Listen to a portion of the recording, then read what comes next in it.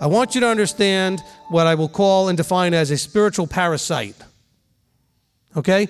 Some of you may have studied how things work in our body physically. Okay? Things called parasites. Okay? In other words, you may have learned about things like candida and other things that could be in your gut that feed on sugars. Okay? And so these parasites live in you, and when we feed them what they want, they flourish and grow. Guess what they also do? They take over your mind. Oh, Rabbi, you're completely lost it now. No, they're the ones that are craving the ice cream at midnight, not you. They're the ones that are craving the cheese doodles. They're the ones that are craving. You're not the one necessarily craving these things, because if you purge them out, you wouldn't actually want them anymore. I'm not kidding. If you actually go through a fasting process, cut all that junk out of your diet, you will get to a point where you no longer desire it. Why did the desire go away? Do you still not like those things? Of course you still like those things. But the little critters that were screaming for it are no longer influencing your brain. Okay? I know you hate to think that way, but this is the reality. That stuff is living in you, is the stuff that makes you want that stuff in that strong, I have to have it, I'm craving. Craving is what I'm talking about, not liking. I like chocolate, I like ice cream just like anybody else. But the people who start to, when you get those cravings, I've got to have it. I just need a piece of cake. I need a cookie. I need something, right? That craving is really not you.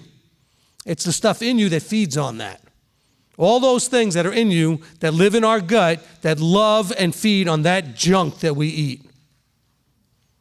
Now, I said all of that to let you know there are spiritual parasites. There are demons or spiritual parasites that feed on anger. And oh boy, when you're angry, they just come and just leech on you and hang around going, oh yeah, that's great stuff. Keep being angry. Oh, they're just eating it up like it's food. That's like life source to them. And then there are other ones that feed on your lusts. Oh yeah, that's great stuff. There are other ones that feed on your depression. Oh yeah, stay depressed. Oh, we love that. It's the emotional state that they feed on. And so they're going to encourage you through what it says here, teachings of demons, which mislead you away from the truth so that you spend your life stuck in these terrible emotional spaces. I don't know if that makes any sense to anybody, but I'm hoping you're listening. So when you want to worry about demons, demons are not possessing you like in the movies and taking you and controlling you like an automaton and making you do stuff. Oh no. They're finding the stuff you already like to do, and those are the different demons latch on you than latch on me, because we have different problems. And so when I'm walking around and let's say I walk around in anger and you walk around in depression, well, you got different demons that love to feed on depression, and I got ones that love to feed on anger. And they're going to keep encouraging you to stay in that state because that's what they feed on. And they want you to stay in that place. And guess what? When you go and change your intrinsic nature and that casts them out, they're not happy. Because you change your intrinsic nature, they're gone. Because there's nothing to feed on. But they don't control you. That's Hollywood. Okay? That's Hollywood. Now, we see metaphors of that with Yeshua casting demons out, and we can get into that at some point. But just understand, from this point of view, it's that you are embracing an intrinsic nature that these parasites feed on. You need to break free of that nature. Change your nature, and they will go. Because they got no food. You starve them out. If you fast for extended periods of time, the parasites in your body leave. So you don't need to do things to take certain herbs to kill them. By the way, you don't want to do that because now you have dead things in your body. It's not good for you. What you want to do is take terrain modify and change your environment so they leave. And then you get them out of your body through your normal movements because they don't want to be there anymore. There's no food. Now, they don't know there's no place that they're going where there's going to be food either, but they just leave because there's nothing to eat anymore.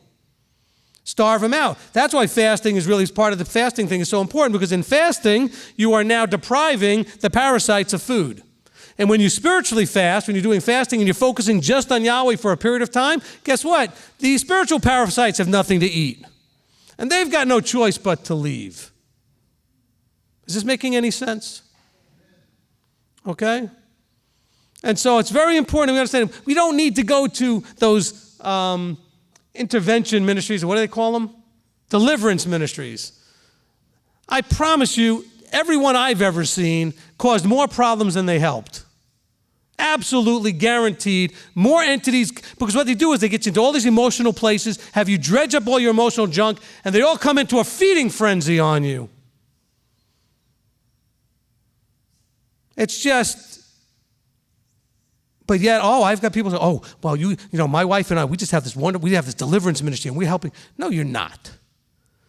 Where do you see that anywhere in Scripture? Show me a deliverance ministry in Scripture. There's no deliverance ministry. And show me where anybody who dealt with a demon in Scripture ever said, repeat after me.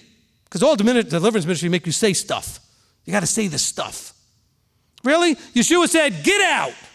Okay. He cast out. He didn't tell the person with the demon to say anything. Did he? No. He said, hey, out. So I don't see these deliverance ministries doing that.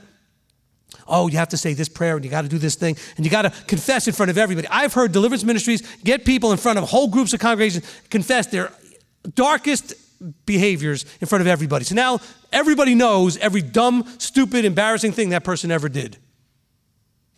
This helps? How? How does that help? No, change your intrinsic nature into a congruence or alignment with Him. That's the whole transforming. When you transform into His image, what you're doing is you're bringing your whole intrinsic nature into complete congruence with His nature.